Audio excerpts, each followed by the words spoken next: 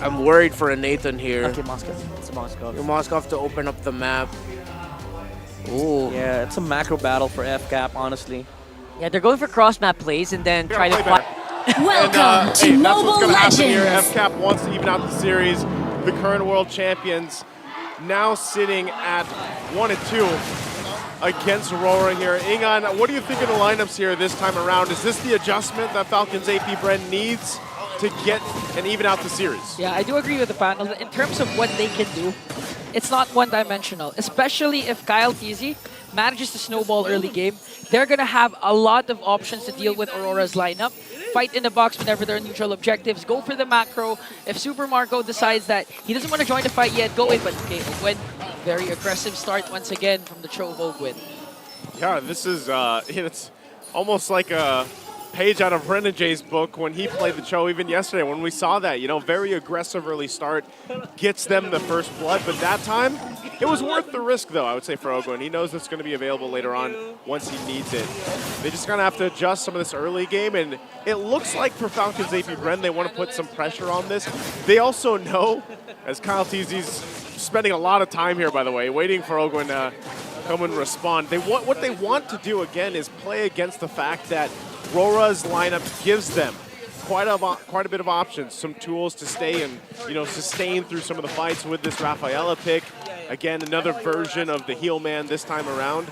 But ultimately, you've got those 3 purifies you have to go against if you're Falcons APBREN. So even if you have the death box, like we like to call it from the Eve, the real world manipulation, you've got a couple CCs and the unbreakable taunt that you can use, well, you got to get through those purifies first. Yeah, so we can assume that at the very least, Ogwin's going to have a hard time, even if he has the angle. One purify can disrupt the momentum of his show, like what we see the past few games. And Aurora right now, okay, in terms of a mid-game power spike, this is what Midnight was saying, that if ever they get it, a good start, they could just snowball from there as Demon Kite just works on the turtle. They won't even contest anymore. And uncontested, and they want to go for Ogwin!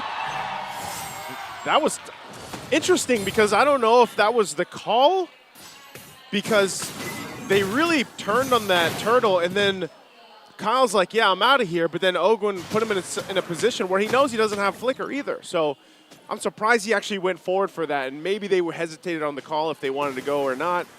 But ultimately, yeah, first blood in the hands of Demon Kite nonetheless. And look at this. Now this is where they put some pressure on Kyle TZ to play around that. Ogwin's still waiting for that level 4 to have that Wave of the Dragon available, so he doesn't have it just yet.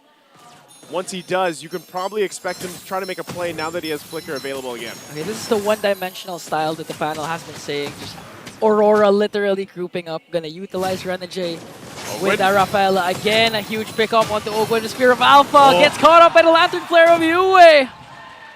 2 kills already for Aurora. And it's all from Demon Kite. Now they go in for Super Marco. Has to pop the Purify. And now they're going to work on the top lane turret. Man, that's a lot of just kind of extra time and gold that RORA can go ahead and grab themselves, especially for Domang here. And so Falcons APBREN in this early portion of the game will find themselves trying to scrap what they can, try to catch up here. And this is always what we see. Like I said, when you have to work through these multiple purifies, but also against the fact that you have a Jushin across from you for Falcons APBREN, some of their initiations have to be really calculated, because if not, and they're caught out in a bad situation, they're either going to get Spear of Alpha'd. Actually, there's a whole lot over there. Spear of Alpha, but even the Lantern Flare alone is enough to just kind of keep dragging you back. And so, we see some of these limit testing for the damage from Kyle TZ in the mid lane, but so far, Falcons APBREN have not been able to find much here. Ingan, where is that time for them to go ahead and find these pickoffs that they're looking for? I think now would be a great time for them to contest for the turtle again. They have good position here. Plus, if he manages to cast a good real-world manipulation without being interrupted, FlapDC could just go for the AOG from the backline if ever they decide to escape as Aurora works on the turtle. Again, no contest coming in from Falcons APBREN. Ogwin evades the Spear of Alpha coming in from Demon Kite. But again, at this point, what do? The panel mentioned this. It's going to be a macro game for Falcons APBREN. They're going to have to win the lanes that Marco has been going at. The split pushes has to be on point here if they want to extend this game to when Marco, the Bulletproof, has been activated. Yeah, and this is almost the problem too. So far, nice little check there. But so far, Edward himself has been pretty consistent with this Edith. Might look for a possible pickup here. He does go ahead and get half health more. He's fine though. Still has that form. Spear Destruction going to be thrown too. So nothing that FCAP finds there. They might be trading though. It looks like they're going to go put pressure on the purple. Meanwhile, simultaneously taking the tier 1 in the bottom. RORA seems to be finding all the wins right now at this point. And again, Falcons APBREN look to be really struggling with UA alone. This is the threat that a Lantern has, where he just continuously throws them around. And even if Ogwin or FlapTZ decides to go for UA, again, the presence of the Purify, he's just going to Purify the Crimson Beacon out. And that's all UA needs. As Few casts the real-world manipulation, he's going to get the stuns though. But UA just working on him with the Lantern Flare. They can go in again. Edward though has the Edith here, going to force out the Flicker from Few. Now the counter engages on for Falcons APBREN. They're working on Demon Kite as he spears up Alpha out. And they're going to get a kill onto Demon Kite. But Ogwin and Few will fall down as well. Here comes Zombing with his Outman Force. They're going to pick up FlapTZ. And a triple kill from Edward. Red hot with the Edith. Oh, the Spear of Destruction is going to connect, but Super You don't Marco, follow that up. You don't? You don't? No. That's literally what the panel's been saying, like a Lunox brilliance, then you're dead. Oh man, again, they said it on the panel. Edward has been so good on this Edith in this series, but just in general, right? Not just good. He's been better than great. Good. No, he's been greater than ever. Greater than ever. You know what? He's well on the way to getting to greater than ever. But I'll tell you this: the triple kill for Edward after he dealt with some of that pressure earlier on gives him more of that confidence to go ahead and even pump out enough damage while simultaneously being tanky enough to sit on the front. But let's take Edward out of the equation here. UA is doing that himself. And FCAP hasn't had a response. They tried to go ahead and bait that fight in to give them a favor, even with the setup from Few with their RWM. But they might look for it now. Okay, here's one the kick. Edward goes in as well. FlapTZ with an AOG.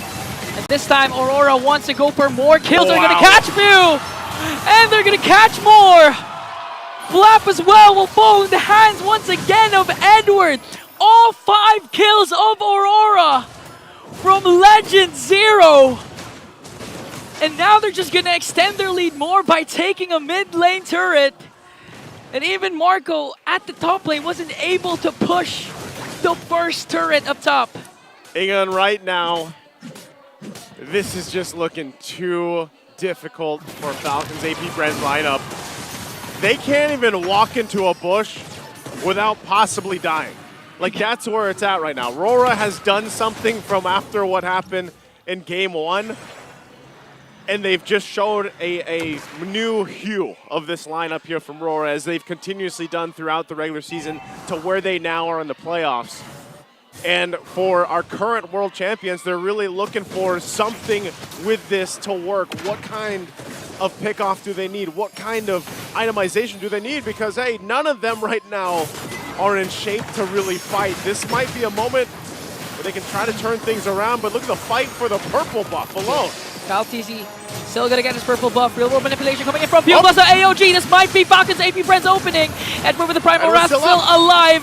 FlapTZ's gonna fall down in the hands of Doming as they want to go for more. Still no casualties for Aurora. FalCons was able to get this purple, but again, at what cost? FlapTZ. Edward 5-0-2 right now. This is what we're talking about. That triple kill just minutes ago really helped scale into this where he is now. And even so, when you commit so much and you throw so much at Edward, if you're FCAP and he doesn't die, he just pops the Primal Wrath. Next thing you know, he's back. It's kind of demoralizing, you know, if you're Falcons APBREN. And so this Lord is up. And they might go ahead and try to get in position for this, try to get some information. But we already saw the preview of these team fights. They need to be able to have enough firepower to win these fights. And with the way things are going, this is going to be very difficult. UA alone driving off Flap and Ogwin. This looks like a Lord to take. The spear comes in, but you can't do anything about it as RORA will secure that Lord take. And that's when you know that you have a huge lead. No contention whatsoever for the first Lord. The opposing Zushin just zoning you out, even if you're a Gatotkacha who's quite tanky. Even if you're Ogwen, who's a Cho, who's quite mobile, Yue is just literally leading the charge, flashing his light up against Falcons APBREN. And even again, if you decide to dive in onto Yue, the Purify is there. There's also the Crimson Beacon. There's also the help coming in from Renegade. So right now, at this point, you don't even have to worry about doming first because Yue is literally on the front lines. And then after you get past Yue, there's doming. With that, they're going to have to defend here. Kyle just goes and grabs purple on the other side of the map, trying to get something. Again, this is not the game you want to have as a Nolan. 0-0-0. Not much value at all. Almost 11 minutes in. This might be his moment, though, to turn things around with the FCAP. As Lord marches in on the top side, RWM going to be dropped down. They're going to clear this out. They are going to lose that Holy Shield, and Kyle Teasy will now take the orange buff as the rest of the team clears things out. They'll stay in the game. They keep things together here.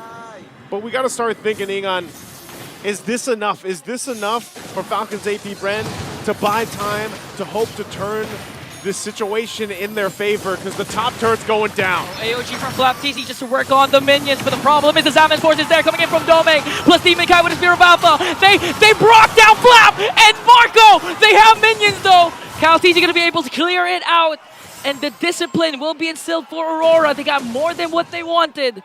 First Lord, an inhibitor up top, and you also brought down Bulletproof.